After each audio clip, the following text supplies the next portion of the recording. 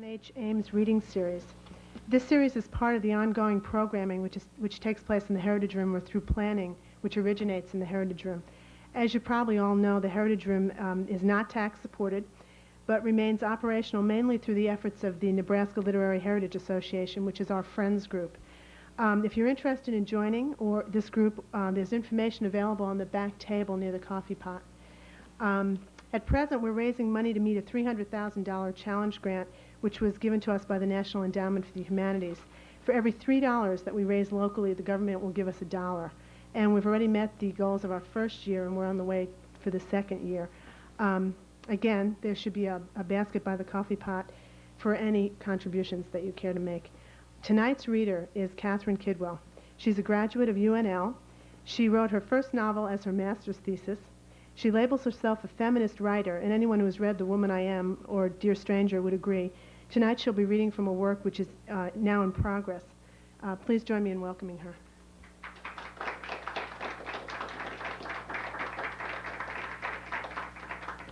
Thank you.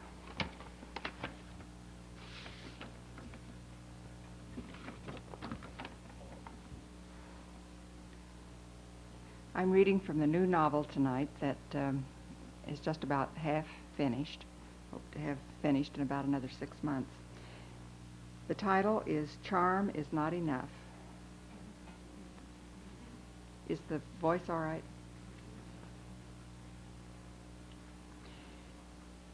The book opens with an untitled poem in the front. 7 seconds to blow. I caved from the outside in. My bowels went first, sucking my red bricks inward, and with one monstrous roar I sank to my knees. Billows of deadly dust rose like a mushroom, hiding my shame. Indifferent breezes, mute and slow-motioned, will clear the cloud and disclose the precision placing of my remains. What lies buried here? Refuge for a star, a politician's rise, love's first bloom, and the consummation of sin? Ghostly music of so many balls mingled into discordance. How could you forget? My pillars, my marble steps and chandeliers pulsed the heart of a city more than 50 years. Things that mattered once matter no more. Nothing sacred. Charm is not enough. Chapter 1. Her Honor, the mayor, slowly traced each letter of the 8-story vertical sign, searching for a final pulse in the last hour before the carefully scheduled execution. Wheatland Hotel. She warmed her fingers on a mug of steaming hot coffee, her first this early Sunday morning, as she stood before the oversized gallery window. The top floor of the Farmers Allied Insurance Building overlooked all the buildings around it, although the old hotel down the street was only 2 stories shorter. The city of Lancaster, looking south from downtown, lay spread out before her, checkered in predictable squares, except for areas around the edge where some subdivisions used a rambling street plan. The spire of the state capitol was in the picture a little to the left, an identifying mark of Lancaster for miles around. 6 months ago, the empty hotel marquee had been reactivated after 2 years of presenting a blank face to the world. Public sale through August 31st, all contents open for inspection 9 a.m. to 6 p.m. She felt someone standing beside her and knew without looking directly at him by the solidity of his size and manner that she had been joined by the governor. I lost my virginity there, Bryce, she said, and wondered where the words came from. When she looked to see his consternation, she found him smiling instead. I was probably conceived on the 3rd floor, he said. That's where my parents honeymooned, too. The governor was never a quick study. She wondered how soon he would remember that Mary Rose had always been a single lady. Perhaps he was just being tactful. Politicians were very clever about avoiding touchy subjects. On the street, 12 stories below, an occasional man in a hard hat or uniformed policeman hurried by. Blue and white police cars stood sideways in intersections in every direction. It was 8 a.m. on a Sunday morning in February 1982, a low traffic time in downtown Lancaster. But just beyond each roped-off area, quiet observers were already beginning to cluster. 350 pounds of dynamite, another voice said. Mary Rose nodded. She knew the statistics. City Councilman Edward Wells had joined the two of them at the window. "This is a terrific spot to watch the show. I wouldn't miss it." The top of the town club kitchen hadn't opened for the day, but the manager had offered to put on the coffee pot for the governor and mayor and their staffs because of the prime location of the club's big windows. Mary Rose looked around her and wondered if anyone else here remembered the Wheatland Hotel when it was new. 55 years ago, most of the people in the room wouldn't have been in Lancaster. In fact, many of them had not been born, not even the governor. She knew most of the people who were arriving, at least knew who they were. On the far edge of the dining room, one man stood alone. He stared out of a smaller window, back partially turned, discouraging interruption. The sadness in his drooped shoulders made her want to join him. The uneasiness of impending execution hovered over the room again. A kinship whispered to her she was observing a fellow mourner. His gray beard might mean a longer memory, but you couldn't be sure about gray beards. Sometimes they belonged to men much younger than she. A slim, attractive woman with short, tousled hair extended her hand. "Karen Thorpe, the governor's assistant. I've wanted to meet you, Miss Babcock. I've admired you so much, saving our downtown. The new convention center will be another feather in your cap. You must be excited, another brilliant step in clearing out the old to make way for the newer, bigger, better. Going out with a bang, as it were." She laughed. Her mood was carefree, totally inappropriate. Mary Rose accepted the hand and shook it briskly. "Thank you," she said, wishing this admirer had picked another time. The man by the window turned away and lowered his head. "You've lived here a long time, haven't you?" "Yes, a long time. I just came a couple of years ago after the Wheatland was closed. I understand it was quite a social center before the Hilton was built. But the new Wheatland Center will be even greater. You've worked hard for this. I understood why you couldn't let those Save the Wheatland people stop you." "Unfortunately, the good of the city has to rule. An official can't afford to give in to sentiment." "You are so right. They were just waiting for a woman to do that. You have a lot of backbone." "How long does it take?" Councilman Wells had joined them again. 7 seconds, the paper said, Karen Thorpe answered quickly. "Only 7 seconds. You don't dare look away." "After 6 weeks of planting the dynamite inside," Councilman Wells said, "what an engineering feat. The building collapses in, not out. Every stick of dynamite has to be in the right place." "What if somebody goofs? Whoops, my foot slipped. There goes First National." Karen laughed again. She was enjoying the festivities. The man with the short gray beard had sat down at a table, still keeping to himself. "Who is that man?" Mary Rose asked Councilman Wells. "He looks familiar, but I can't place him." Councilman Wells shook his head. "Oh, that one?" Karen said. "That's the author, George MacDonald. The governor invited him." "Why?" Wells asked. "Why, because he worked for the Wheatland for years and years." "Oh, yes, of course," Mary Rose added impatiently. "He was general manager when it closed. I should have recognized him. It's the beard." Her feelings of kinship submerged. George MacDonald, indeed. Mary Rose turned away and hesitated before joining the group standing in front of the coffee urn. She heard voices around her. "Will you ever forget Comanche room cheesecake? We had Sunday brunch in the Venetian room after church all the years the kids were in Sunday school. Kiwanis luncheon in the ballroom on third Thursdays half my life.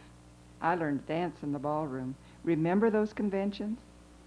She and George weren't the only ones. He was still sitting alone. She refilled the coffee cup, stood a moment sipping, then walked briskly across the room, straight-backed and graceful. "Mr. MacDonald." He looked up at her for a moment, pushed back his chair. "Oh, please don't get up." She sat across from him. "Good morning, Your Honor." He looked very distinguished, not like a person who would write those silly books. "This must be a sad day for you." She wasn't one to avoid the issue. He shrugged. "Time passes. I left the Wheatland behind 2 years ago." "You may think I'm gloating, but I'm not. I abhor violence, and somehow this seems like a violent act." "I understand it will be a mercy killing, quick and clean. I should have stayed home to watch it on live television. I really don't know why I came." "Perhaps I know," Mary Rose offered in a softer voice. "It's like going to a loved one's funeral, a closing."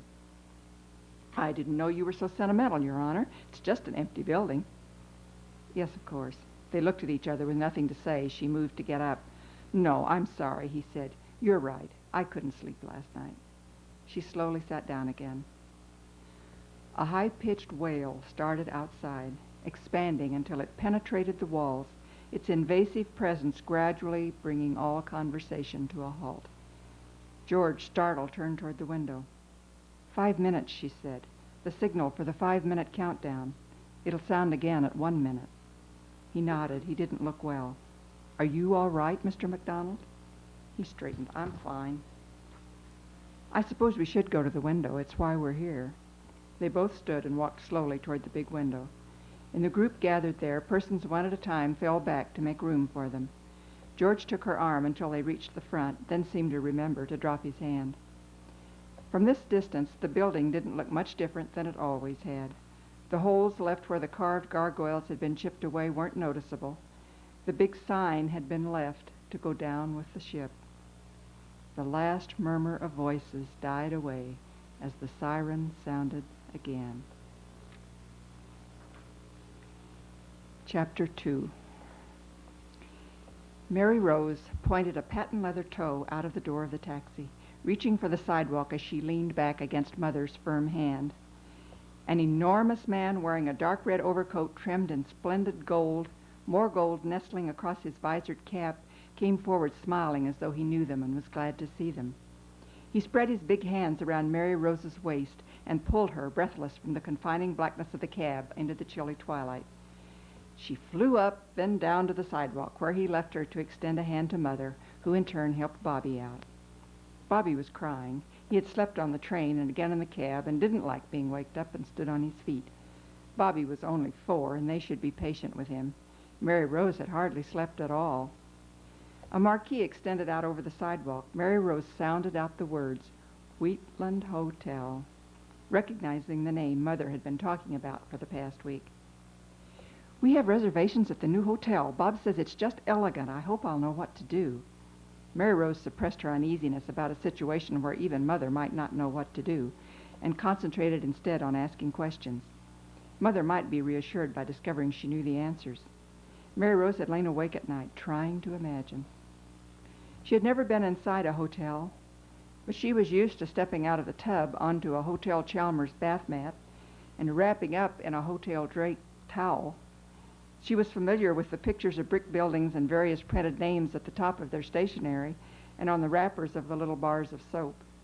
These were often among the presents Daddy would produce from his suitcase when he came home.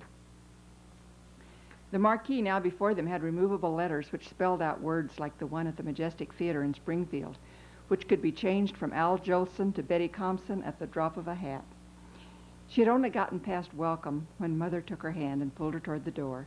The man in the splendid coat set their suitcase inside and waved an arm which magically produced a skinny boy in black trousers and a red-fitted jacket with brass buttons who picked up their suitcase and walked ahead to show them the way. They walked down polished marble floors with huge glass windows on each side, behind which were people, all of whom were dressed up, buying things, or eating. Mother went much too fast. Mary Rose couldn't open her eyes wide enough to crowd in all the people, to remember what they were wearing and to figure out what they were doing. The woman approaching them didn't look like any of their neighbors in Springfield. A hat the color of the deep red rose that decorated it covered her hair except for straight black bangs cut like Mary Rose's towhead ones. Over the woman's scarlet dress, a strand of amber glass beads reached almost to the belt that circled her hips. She, of course, was rich and looked like she could burst into song or start tap dancing across the marble floor in her shiny black slippers in an all-talking, all-singing, all-dancing movie. Mary Rose walked up steps that were as wide as the outdoor ones at the courthouse at home. She revolved slowly as she climbed, absorbing a panoramic view of vistas past and ahead. At the top she twisted to look back at the lady in red, but she had vanished. Mother asked the man behind the counter, "Do you have a reservation for Robert Babcock?" In the center of the lobby, a chandelier exploded the light as though it were made of diamonds. Perhaps it was. "Yes, indeed, Mrs. Babcock, room 709. Tall trees grew in pots, as though they were outdoors. "Has my husband arrived yet? We're to meet him here."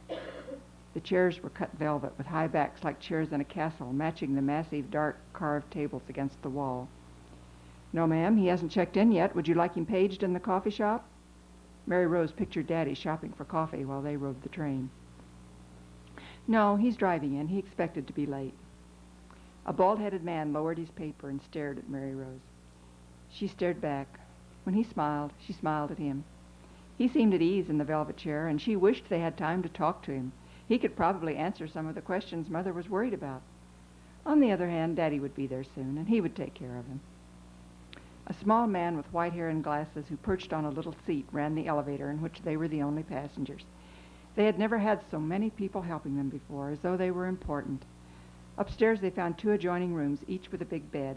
Mary Rose was instantly suspicious and asked where she was going to sleep. "You can have the green room," Mother answered brightly. Mary Rose wailed. "I won't sleep with him. He'll wet on me. I want to sleep with you."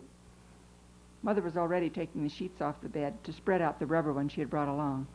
"He doesn't always wet. I'll get him up in the night." "Let him sleep with Daddy." Mother straightened up. "You know we couldn't let him wet on Daddy." Mary Rose recognized the inescapable logic of this statement and lapsed into quiet sulking. "Look at your movie magazine," Mother suggested while she was remaking the bed.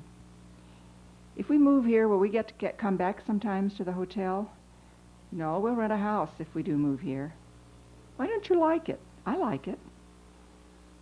"We'll see," which didn't answer the question. "Why don't you?" Mother tucked the sheet under with a vicious poke. "I didn't say I wouldn't. We're here to look." "You said it to Aunt Clara. You said you didn't want to leave her and Grandma and your friends." "Well, then that's the reason. Why'd you ask?" "I've missed Daddy," which wasn't as true now as it used to be. Mother had had lots of time for her and Bobby in the last 6 months. "I know it's been a long time. He's missed you, too. I'll run the bath water. You can wash off all the train soot and get into your nightgown." "It's only 6 o'clock." "It's 7, but I know you're not sleepy. Are you hungry?" "Yes. Call up on the telephone. The bellboy will bring our dinner." "How'd you know that?" "I saw Harold Lloyd." "I have to give him a nickel every time he comes." "Really?" Mary Rose contemplated the accumulating riches. "Can girls be bellboys? Black trousers and red jackets with brass buttons?" "No, they can't." "Why not?" "Because things go on in hotel rooms that ladies shouldn't see." Mary Rose stared at Mother's averted eyes, and her heart skipped a beat at the consideration of what might be happening behind the closed doors they had passed in the corridor. Try as she might, she couldn't think of a thing. She ached for a small hint, but sensed that ladies weren't even supposed to think about it, especially little ladies.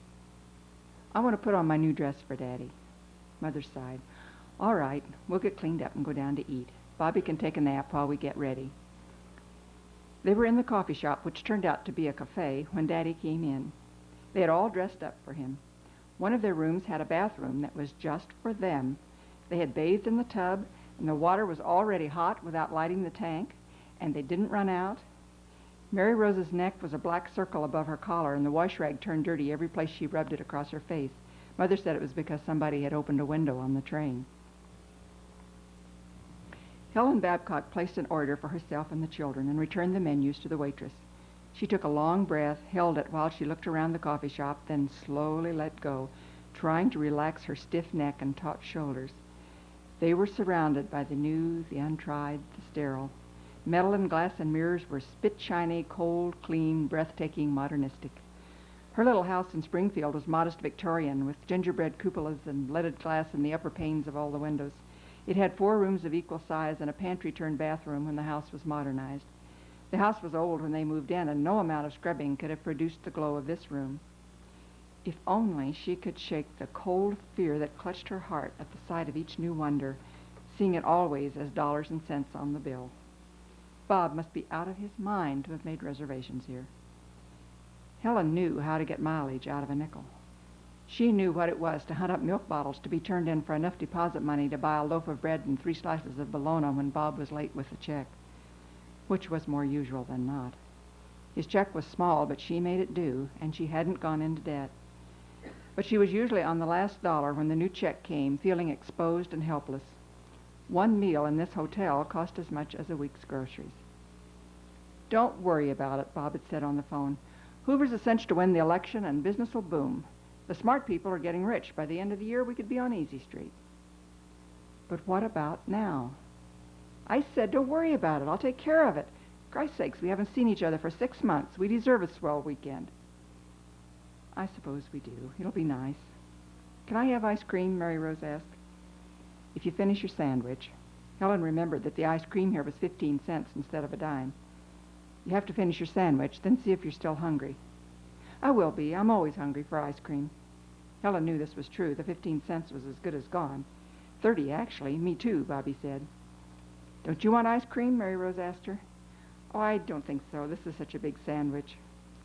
Helen ate her olive and pickle, also Mary Rose's and Bobby's, to keep them from going to waste.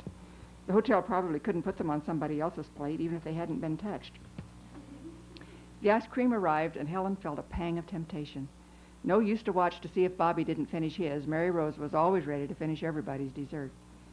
Helen tucked his napkin under Bobby's chin and pulled him close to the table. His head was just above the dish. He was too big for a high chair, but could have used an encyclopedia. Helen, scanning the room, darted her eyes back to the entrance. A young man with black wavy hair, wearing a light gray three-piece suit, had just come through the door. He smiled at Helen, his bright blue eyes singling her out. Her knees weakened as he walked toward her. She sat quiet, feeling her face glowing. He came up behind Mary Rose, bending his lithe body around to say, "Hello, little girl." Mary Rose shrieked, sending her ice cream spoon clattering to the floor. She threw her arms around his neck and covered his cheeks with kisses. "Daddy, Daddy." Bob disentangled himself and straightened up. "Hello, Helen." "Hello." She felt stiff and awkward. She was not attached to this man. Bobby stared with an uncertain frown. Bob seated himself in the fourth chair and said, "Hello, son." The frown slowly became a grin, and the little boy said hi. For an instant, Bob's eyes went wet. Then he laughed. Bob's beautiful laugh. His gaiety had once entranced her. The sun had risen on her gray world when Bob entered it. Fun and good times followed him. She first saw him when he was a visitor at their church picnic. Isabel Wright, whom everybody knew was fast, had brought him. Isabel had put a piece of ice filched from the ice cream freezer down his neck, and he chased her and put another piece of ice down the back of her shirtwaist. Everyone laughed till they cried, and Helen almost fainted at the thought of having someone so handsome pull at your blouse, even from the back. Bobby responded to his father's laugh now and joined in with a high-pitched giggle. "God, he's growing," Bob said. "Did you eat?" she asked. He continued to look at her silently, hearing her late.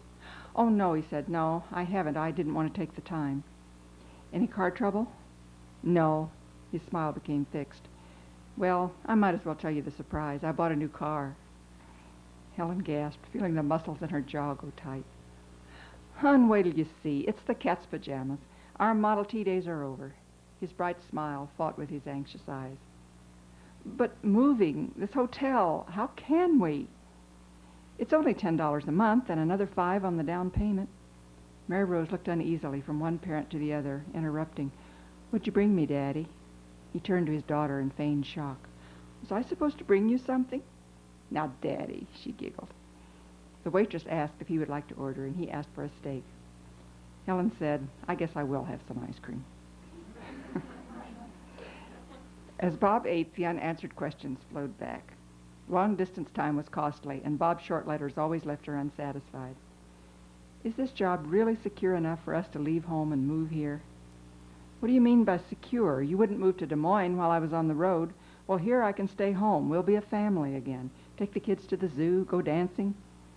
"Can we find a house tomorrow in one day?" "Why not? We'll start at 8. Might need to take an apartment at first. With no place for the children to play?"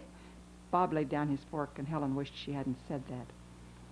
"Helen, wait and see. Why do you always see the bad side?" She had hoped to be able to tell him how frightened she was. She groped for the words he would understand. "It's almost like getting married again," she said in a small voice, "leaving home and going to live with a strange man." "How do you think it's been for me, living alone and eating out?"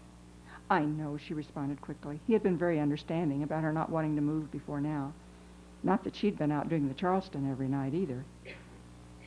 "I'm anxious for Kincaid to meet you. That's the new boss. He's a real family man." "I suppose we'll have to have him for dinner. Has a nice wife, real looker. She'll help you." Helen nodded. After dinner, they returned to the rooms.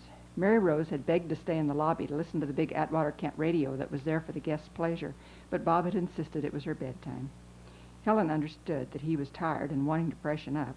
He told Mary Rose, after we move here, we'll buy a radio of our own. And this gave her something to go to bed and dream about. Their neighbors in Springfield, the Baxters, had a set, and the Babcocks often were invited over to listen. Helen had memorized the words to It's a Sin to Tell a Lie in 3 little words. Every singer sounded different on the radio, not like Gene Austin repeating My Blue Heaven the same old way over and over on the phonograph. Sometimes they stayed late enough at the Baxters for Amos and Andy, with Mary Rose glued to the speaker and Bobby curled up asleep on the sofa. While Helen helped the children undress, Bob took his overnight case into the bathroom, and she heard water gushing into the tub. When she was tucking them in, the water was going on and off in small spurts, and she knew that he was shading. Mary Rose's eyes were wide open as she lay back on the pillow and sighed. This is the very best day of my whole life. Helen was startled and touched in the special place mothers are touched when they see their children happy. Really, Pet? Why? Because this is the most beautiful place I have ever been, just like the movies. Are you happy to be with Daddy again? Well, sure. Will he kiss me goodnight? I'm sure he wants to. I'll go get him. Helen pushed against the bed to get to her feet. Mother, Mary Rose held out her hand, can't we come back here again, ever? If we move here, couldn't we just stop in sometime? Well, I expect we could walk through the lobby. I don't think they'd mind. Helen tapped on the bathroom door. Steam floated out to muffle her breath as the door opened. Bob was wearing his pajama bottoms and shaving cream spotted his cheeks. Would you like to say goodnight to your children? He went back to towel off his face and put on the top of his pajamas. She watched his bare back and tried to feel something, but anxiety was creeping in. When he disappeared through the connecting door, she walked quickly to her suitcase and took out her nightclothes. When he got back, she was wearing her good gown and robe. Her mother had sewn them for her honeymoon, things of white muslin and blue satin ribbon, and they had been saved cents for special occasions. Helen lingered in the bathroom after Bob had turned back the covers and slid into bed. She went to check on the children, found them asleep, innocent and perspiring. She came out of their room with dragging feet, closing the door behind her. Christ's sakes, Helen, when are you going to get to bed? The overhead light illuminated the room with a flat, dull glow without shadows. She made no move to switch the light. Bob, she said, did you bring some rubbers? Don't worry about it. I don't want to have any more babies. Don't worry about it. I'll be careful. You were being careful when we got Bobby. His voice raised a tone and became louder. Helen, it's been 6 months. Come to bed. Did you bring some? No, I didn't. You know I don't like them. I can't feel you. But being worried spoils it for me. He got out of bed, crossed the room to the hall door, and switched off the light. She felt him approaching, felt his hands upon her shoulders, the gentle touch of his lips. He put his arms around her, pulling her to him, and another kiss lasted longer. Her hands placed on his arms to push him away felt the muscle through the cloth and lingered. When his lips left hers, she waited. She had forgotten how excited she could be by the touch of a man's lips. One of his hands cupped over her breast while the other reached down to trace the inward curve of her buttock, pulling her against him. Insight muddled through aroused longing, and she whispered, You haven't been doing without, have you? He jerked back as though she had hit him. Let's talk first. She found a chair and sat in it, beginning to see better in the darkened room. What about her? He stood where she had left him, sulking in silence. He went back and sat on the edge of the bed. Bob, the last time I saw you, you said that little flapper had given you happiness I couldn't. I said it was over. I should never have told you. And you've been all by yourself ever since? Yes, I have. She tried to decide if his tone was truthful, his eyes being hidden by the dark. You wouldn't come and be a wife to me. To a strange town that you only came back to every other weekend? His voice was tired, the spark extinguished. Why did you marry me when you were 16? She flinched, not sure how sharp he had meant the blade to be. That was the real mistake, wasn't it? She said in an unsteady voice. Yes, by God, it was. I'm only 26, but we might as well be middle-aged. She trembled at the picture of what she had done to the laughing boy. You figure your family's holding you down? I'm trying, Helen. I gave up a job I liked so we could be together again. What more do you want? She tried to say, I want you to wear a rubber, but she didn't want to fight, didn't want to hear his voice grow louder. It would be easier to go him in the dark and stop thinking and let him hold her. to become part of him instead of being left out there by herself with the children leaning on her. She took off her robe and crossed over and got into bed. It was 1928. Amelia Earhart was the first woman to pilot a plane across the Atlantic. George Bernard Shaw published The Intelligent Woman's Guide to Socialism and Capitalism, and D.H. Lawrence wrote Lady Chatterley's Lover. Chiang Kai-shek was elected president of China. Toscanini became conductor of the New York Philharmonic Symphony Orchestra, and Mickey Mouse was born. Chapter 3. Mary Rose was 15 when she saw the Wheatland Ballroom for the first time. Her long taffeta skirt alternately stroked her legs and billowed away as, balanced on high heels, she tilted her head and walked like a princess.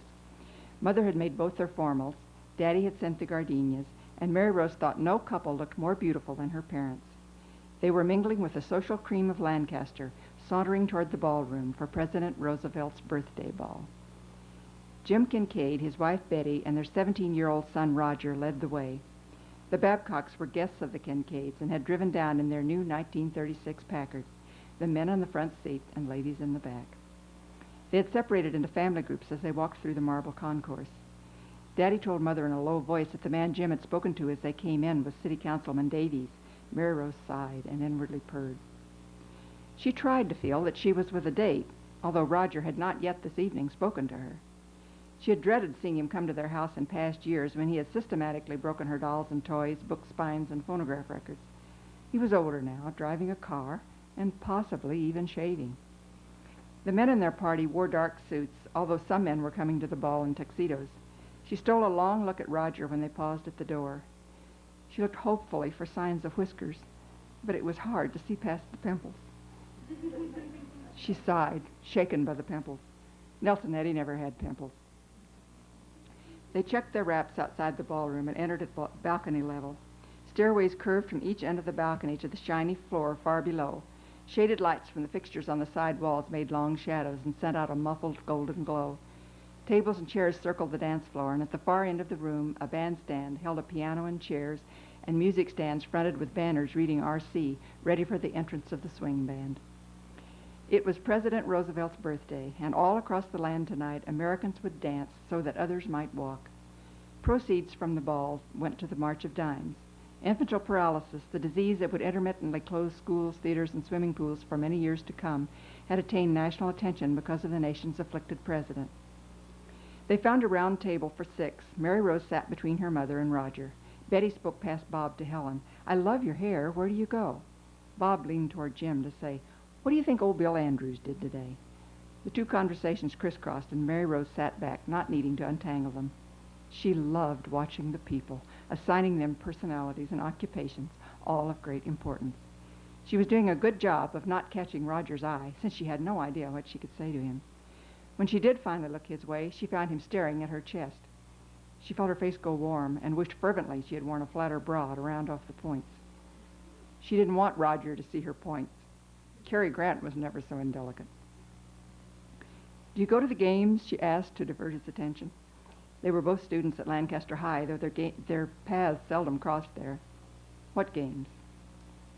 "Basketball." "Stupid," she added mentally. "I'm on the team."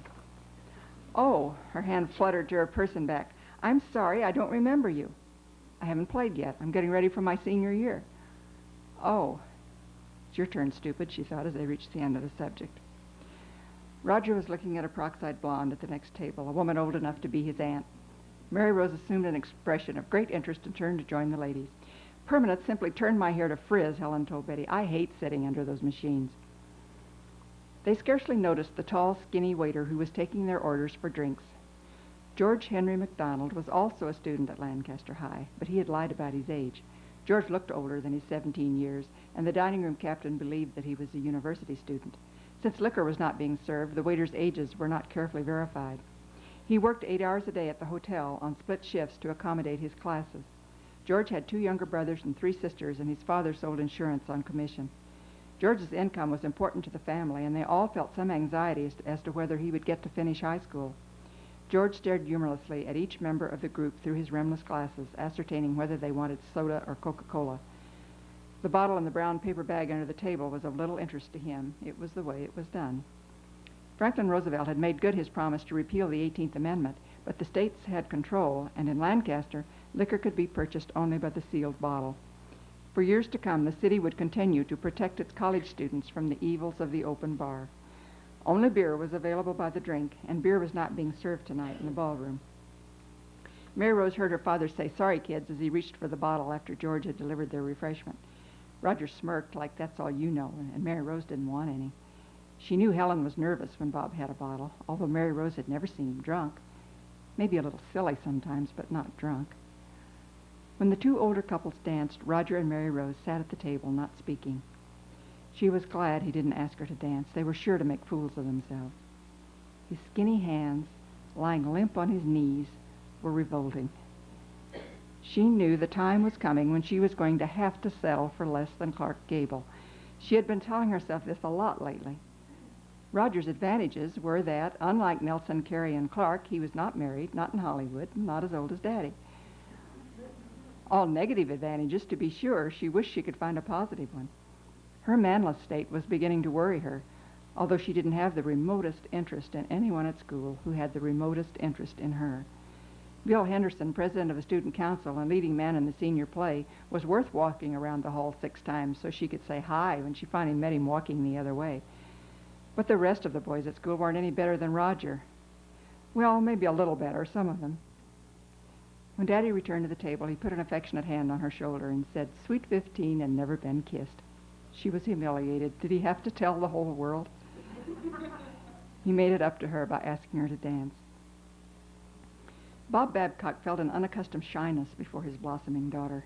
He hadn't accepted her being a woman yet. How could she be when he wasn't finished with his own youth? Yet, of their 4 children, she remained his favorite, the one to whom he felt closest. She hadn't had much experience dancing, but followed his lead without serious mishap as he swayed with the music and slid his feet in even steps without embellishment. He was growing more handsome with each passing year. Probably some of the people watching thought his daughter was his date. The premature gray hair that had started showing at 30 only made his unlined face look younger. When they returned to the table, Jim had already asked Helen for the next dance, and this left Bob alone with Betty Kincaid, except for the kids. The spoiled little jerk Roger continued to ignore Mary Rose. You'd think his parents would have instructed him to ask her to dance. She probably wanted him to in the worst way. Hard to imagine how high school girls, so lovely and sweet and finished, could have any interest in high school boys, awkward puppies with only one thing on their minds. He sensed that Betty was watching him, and for the 100th time he wished he could take back that evening in the Kincaids' kitchen about a year ago. She didn't often give him the look that said, "We've got a secret," but every time she did, he thought, "God damn it to hell, why didn't I control myself?" He stood up quickly and asked her to dance, avoiding eye contact so she couldn't give it to him now. "Red Sails in the Sunset," he said. "That's a good one. How about it, Betty?" Betty was delectable tonight in pale pink, which cast a rosy glow on her skin and set off her green eyes. Her finger-waved light hair turned copper in the half-light. She must be pushing 40, but was remarkably well preserved. When he put his arm around her waist and she placed her hand on his shoulder, he was aware of her warm body. Could she really be projecting a higher temperature than Helen? Betty was a good dancer. She knew how to dip and break and follow his lead wherever it took them. It had only been a kiss. Bob had been in his cups, not beyond knowing what he was doing, but beyond prudence. "You dance so much better than Jim. You don't know what a treat this is." "Yeah?" Bob flashed his bright salesman smile. He couldn't help it. "Always a pleasure, Betty." She had been refilling the potato chip bowl when he went back to the kitchen in search of a towel to mop up his spilled drink. He had been seriously concerned with his host's oriental rug when he shoved the swinging door inward and almost ran into her. She had on a low-cut black dress that night, the neckline circling her creamy front, down soft and powdered, and to a man as tall as Bob, revealing a heavenly valley. He almost missed seeing her puffy eyes, but noticed in time. "You crying, Betty?" he had burst out, before wondering if he should have asked. The two couples had spent a lot of time together. Even though Jim was his boss and considerably richer, Jim had been glad to share his home and family, the women keeping each other company while the men talked endlessly about business. The 3 Babcock boys were too young to entertain the Kincaids' only child, so Mary Rose and Roger, completely incompatible, had been forced to play together until they were old enough to be left at home or to their own devices after they became teenagers. Come to think of it, he'd thought about Betty's warm body then. Just looking at it, the warmth went clear through him and caused sweat to gather under his collar. "Oh, it's nothing," she said. "I have a cold." She was his boss's pretty wife, a companion for Helen while he chewed the fat with Jim. She was warm and soft and troubled, and the animal he had been forced to leash at home suddenly roared. They were both surprised to find themselves holding on to each other, exchanging 2 kisses. The first tentative and dry, the second urgent, long and moist. He broke away and left the kitchen, spilled drink forgotten. The incident was stored away, never mentioned or repeated. He would have taken it back if he could have. Jim was important to him, and the tension such a memory could cause was inconvenient. He blocked it out. Now, at the president's ball, Betty closed her eyes and leaned into Bob's shoulder. She, too, was remembering one moment of danger and excitement and romance. A younger man, swept away by sudden passion. A lonely man whose wife didn't like sex. The secret had brightened her life all year. A year when her son was reaching the age of being embarrassed to be seen with her in public. She had a memory to be taken out and fondled as she lay in the bed she shared with Jim for 19 years. 19 years of action every Saturday night.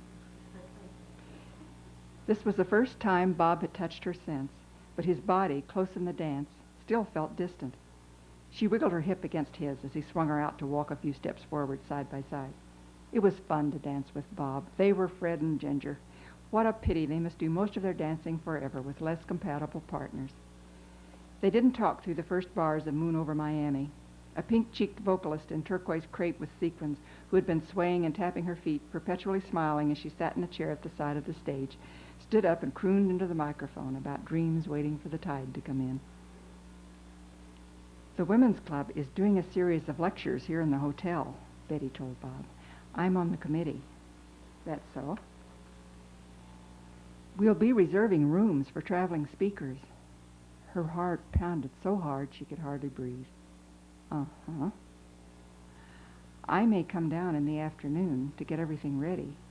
She stared straight into his eyes. "Before I pick the speaker up at the station later." "Uh-huh." It was as far as she could go. She should be relieved he wasn't catching on. She pressed her forehead against his chin, hiding the excitement in her eyes. To have even tried made this a special day. It was God's will he didn't catch on. Why bring God into this? What she really needed was for God to look the other way. One sin? Can't you look the other way for just one sin? She pulled her head back and looked him straight in the eye one more time. "March 23rd, she said. "Uh-huh," he responded. Mary Rose eventually had to dance with Roger. They were both urged until they were so embarrassed by the commotion that they left the table and tried to disappear into the dancers. The piece was a slow foxtrot called Alone, and Mary Rose fervently wished she was. Her dancing experience had all been with Julia and Connie when they gathered at one of their houses to listen to the Saturday Night Hit Parade, LSMFT. Alone had held the #1 spot for a record number of weeks, but Roger probably didn't do the same steps as Connie and Julia. Roger didn't know any steps at all. He just slid his feet around and managed to always move a little behind the beat. Mary Rose blocked out the beat and followed Roger. They got along fine. They were both relieved at the way they fit into the scene on the dance floor, relieved enough to smile at each other and exchange a few words. "Do you have Miss Black for English?" he asked. "No, I have Mr. Foster." "Oh, old elephant ears. I had him last year." "I think I'll have Miss Black next year." Since Mr. Foster taught sophomore English and Miss Black taught junior English, this was a pretty safe conversation. "Do you like Benny Goodman?" she asked. "Oh, man, he's the king," Roger replied, and they moved on to common ground at last, into the world of swing. By the end of the evening, Mary Rose and Roger were speaking regularly. He was still a skinny boy with pimples, but she felt she could stand it if he asked her to a movie sometime. But he didn't. It was the beginning of the year 1936, when hit movies were The Great Ziegfeld and Chaplin's Modern Times. America was swinging on the dance floor and trucking on down to tunes like It's the Lovely and The Music Goes Round and Round. Margaret Mitchell's Pulitzer Prize novel Gone with the Wind would break all records in sales. and the war in China was swept off the front pages by the trial of Bruno Richard Hoffman for the kidnap and murder of the firstborn son of America's idol, Charles Lindbergh.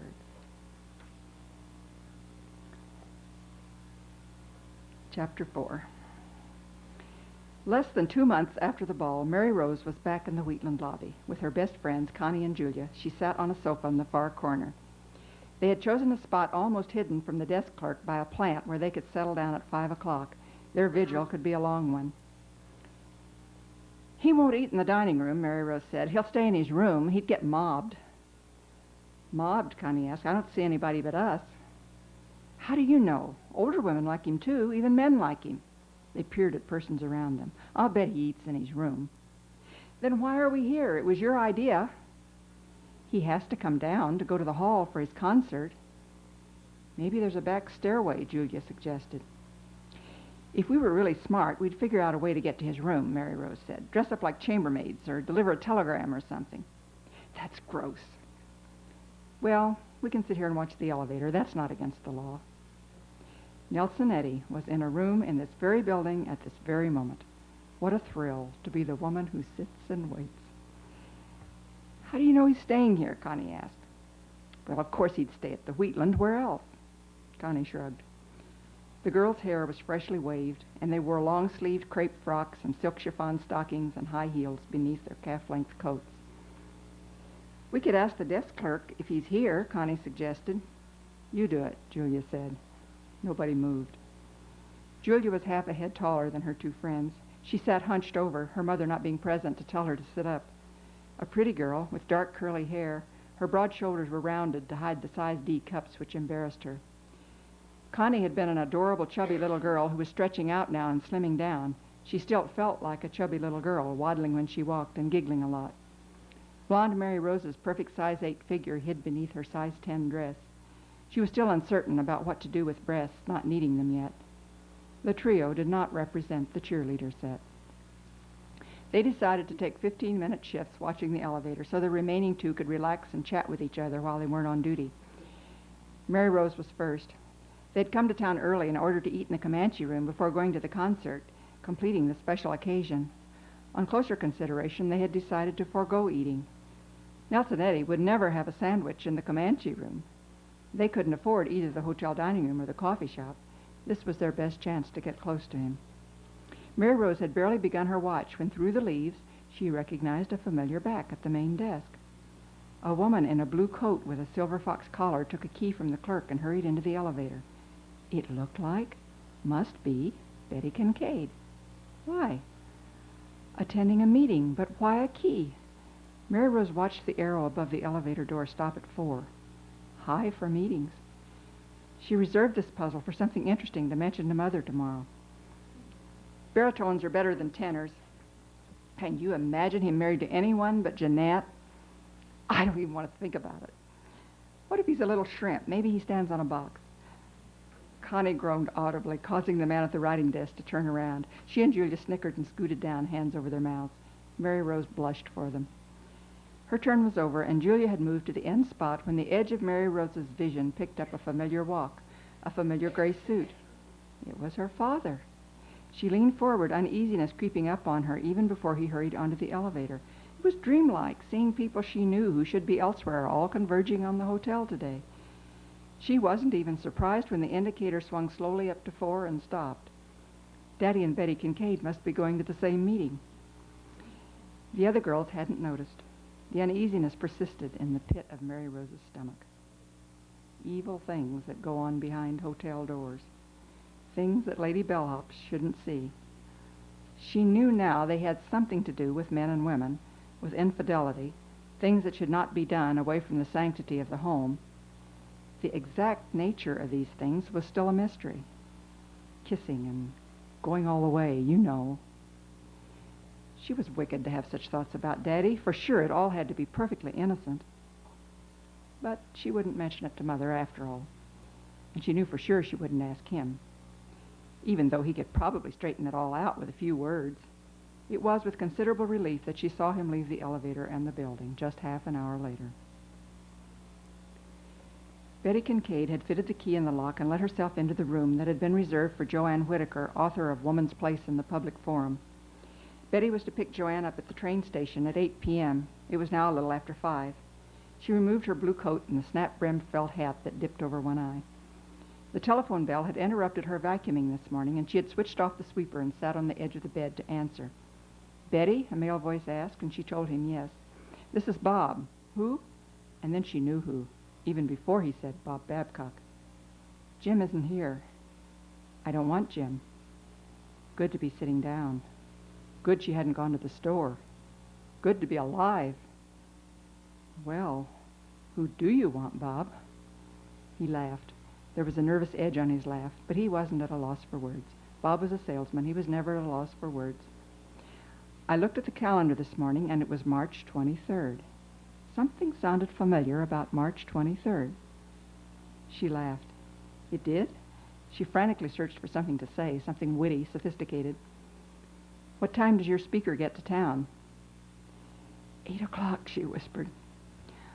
"I was scheduled to take a customer to dinner tonight, and he just canceled. Seems like a sign." Her hand was too weak to hold the phone. "I want you to know, Bob, I want you to know I've never done this before." "Neither have I." The words came fast. "I'm not a cheating husband." "I could be there at 6, maybe a little sooner." Room 432. She held her breath. "I'll see you." He was still on the line, breathing. "Okay, only if you want to." Small voice. "Okay." Now, in the hotel room, she hurried into the bathroom to use the toilet before he came and to look into the mirror. She had plucked out most of her eyebrows and penciled in a thin line like Marlene Dietrich's. Her ruby lips matched her fingernails. Her hair was set 2 days ago, but the wave was still good. The curl was natural, and a few gray hairs were hardly noticeable among the light brown. The excitement in her brown eyes made her beautiful.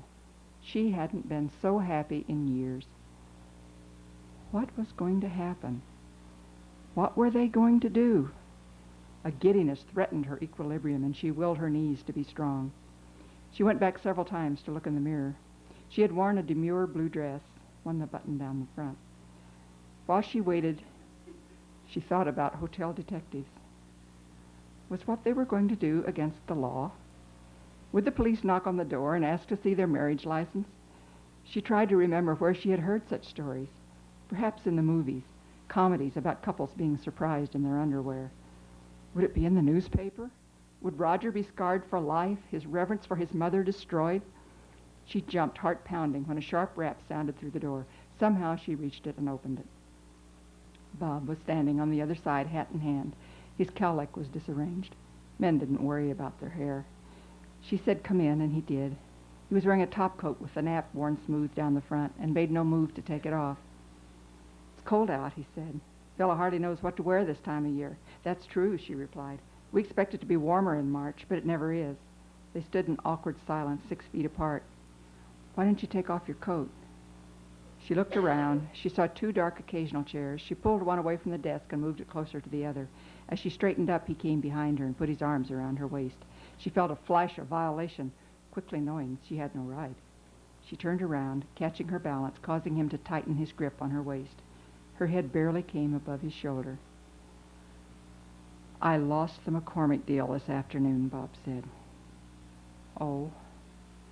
"I hate to tell Jim." She didn't try to fill the silence. Let him hear his own bad taste, mentioning Jim. She raised her face, and he kissed her. He kissed her again. She started to feel good. She moved her feet closer to his. She could feel a rustling against her stomach, a growing and uncoiling. "Oh, God," she whispered, "oh, God." Suddenly, she was standing alone. She opened her eyes. He had turned his back. "We can't do this," he said. "How'll I face Jim?" He was supposed to be strong. Stronger than Jim. Stronger than Betty. He whirled and walked back, grabbing her shoulders. He pulled at her waist buttons. One popped off and rolled across the rug. They both watched till it fell over and lay still. "Maybe you're right," she said. He squeezed her arm, sending sharp pain shooting into her shoulder, and pulled her toward the bed. In the afternoon brightness, what they were doing suddenly became hideous. She was saying no plaintively, but he pushed her down on the bed and raised her skirt. "It's too fast," she cried out. She repeated more softly, thinking of the hotel detectives. "It's too fast." His face was flushed, feverishly staring at her from the other pillow. As he unzipped his pants, she used all her strength to roll over and stagger to her feet. "No," she said, starting to cry. "I don't want to." He rolled over and lay still on his back, one arm thrown across his face. He was exposed. She stared in quiet horror, unable to move her eyes away from this swollen spectacle, bigger than she could have imagined. She had never had a good look at her husband in this condition, but it had never felt that big. The sun tried to get through the drawn shades. So bright. It should have been dark. He didn't move to cover himself. He looked unconscious. Gradually she saw slow movements about his mouth and his cheeks shining moist. He was crying. She turned her back and walked away. The tears seemed more private than what was spilling out of his unzipped trousers. She was humiliated for him. She caught a glimpse of must-brown waves and smeared lipstick in the dresser mirror. If only warm darkness could overwhelm this couple. Too much light. Through the open bodice of her disarrayed dress, her slip showed and part of a drooping breast. She stood with her back to the bed for some time. The springs creaked, and she heard the hiss of a zipper. She buttoned her blouse, cast a few fruitless glances about for the missing button. She released a long sigh and turned around. Bob sat on the edge of the bed. He had put himself together, although a tuft of hair was still misplaced in back. They stared, eyes connecting when nothing else had. She tried to read his eyes, but a protective veil covered them. "I guess this was a big mistake," he said. "I guess so," she answered. He stood up and reached for his overcoat. "You're not going to just leave?" "I shouldn't have come." "Don't you want to talk about it?" "What's to say?" "Well, something. We have to keep on seeing each other. We ought to say something." The urgency in her voice didn't reach him. He stood with the overcoat over his arm, his eyes still blank. "Why'd you cry?" she asked him, attacking the curtain. "What do you mean?" "You were crying," she persisted. He shook his head, frowning now. "We made a mistake. Let's forget it." And in a flash she knew he could. That he could go on acting as though nothing had happened, sitting in the front seat with Jim, eating her cherry pie in her dining room, never acknowledging that she had seen his private self. He put on the coat. "I'm sorry, Betty." "So am I." "Well, at least now we don't have to feel guilty." He nodded. "Yeah, it's better." His shoulders sagged. New lines circled his mouth. He opened the door and pulled it shut behind him. It was only 6 o'clock. The steam that had been building up inside her all day was undissipated, hissing and boiling still. It must be capped forever. She looked at the mussed bedspread. She saw again that magnificent organ. She would never see it again. Just know it was there, collapsed and covered by his light gray trousers, just out of her reach. And Helen didn't want it. Betty knew for a fact that Helen had moved into the last baby's room and never moved out. Betty was feeling the power of God's wrath. She sank into the velour chair. Pure wickedness they had contemplated, and they were being punished. Acceptance of her punishment would make her guilt easier to bear. She wouldn't try to spread her wings again. She sat in a chair a long time before she got up and adjusted her clothes and hair. The sun was going down, and the room was less bright. If there could be another knock on the door. If they could try again in the twilight. If this was just a bad rehearsal. She set her lips tightly together and remembered her virtue was still intact. She could greet Jim with a clear conscience. And it had been a little adventure after all. She remembered the lost button and lifted skirt. She would turn it into a good memory, embroider it over the years. Better than no memory at all.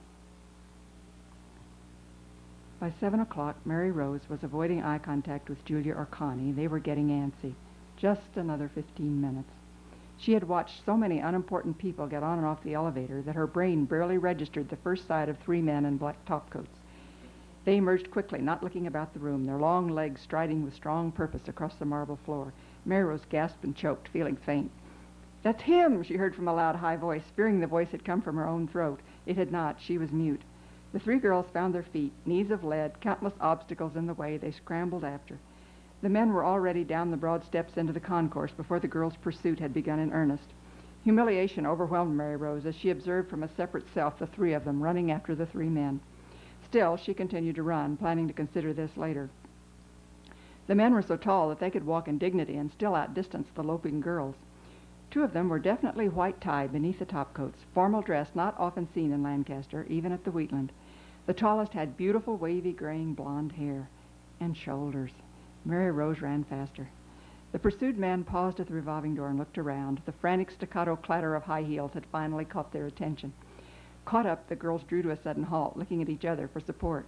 Not much time, the man in street clothes mumbled. Then he smiled, straight into Mary Rose's eyes. A warm smile. A Captain Warrington, sweet mystery of life smile. Little casquette girl, naughty Marietta, you are adorable. Mary Rose quivered beneath her clothes, pins and needles spreading along every extremity. We're fans of yours, she said in a cool, clear voice, looking straight at him. Thank you, he answered. Thank you. I must remember everything he says. We're going to the concert. Good. I hope you like it. I hope you like it. The man, who was in a hurry, stood inside the revolving door, starting it up. Nelson Eddy followed, and the third man took the last slot. They could see through to the other side, where a small cluster of people moved toward the three. Others had waited outside.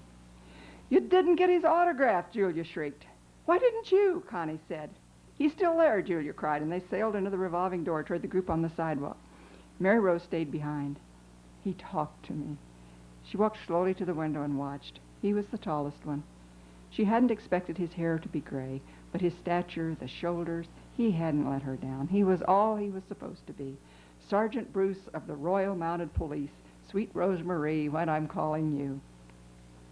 He signed autographs rapidly. Most of his fans would be at the hall. Julia turned once and squinted back through the door toward Mary Rose before looking back for her turn. Only minutes passed before the three men climbed into a big black car waiting at the curb and rode away. Mary Rose felt drained but fulfilled. Julia and Connie were back. What happened to you? Why didn't you come? It seems gross. Oh, get her, Connie said. Now it's gross. It was your idea. I know. I'm sorry. Let me see. She examined the two scrawled signatures and yearned desperately to own one. I'll trade you. Nothing doing. My new fountain pen. Big deal, Connie said. Your navy bolero jacket? Her eyes gleamed wickedly. No. Mary Rose hadn't even worn it yet. It was being kept unwrinkled in the closet. Wasn't he just grand? Julia sighed. I'll never forget this day. Mary Rose had his smile, good for unlimited hours of dreaming. Thank you, and what? I hope you'll like it. She could hear the exact timbre of his voice. Let's go, Connie said. We still have to walk 6 blocks, and I'd just die if we were late. They'd all just die, so they put the Wheatland behind them and hurried to the hall. It was still 1936. In Berlin that year, American Negro track star Jesse Owens embarrassed host Adolf Hitler by winning 4 gold medals in the Olympic Games. And millions of radio listeners were stunned to hear the live broadcast of the first-round knockout of heavyweight champion Joe Louis by German Max Schmeling in Madison Square Garden. The world listened with its heart to the live worldwide broadcast of the abdication speech of newly ascended King Edward VIII, renouncing his throne for an American divorcee, Mrs. Wallace Simpson, the woman I love.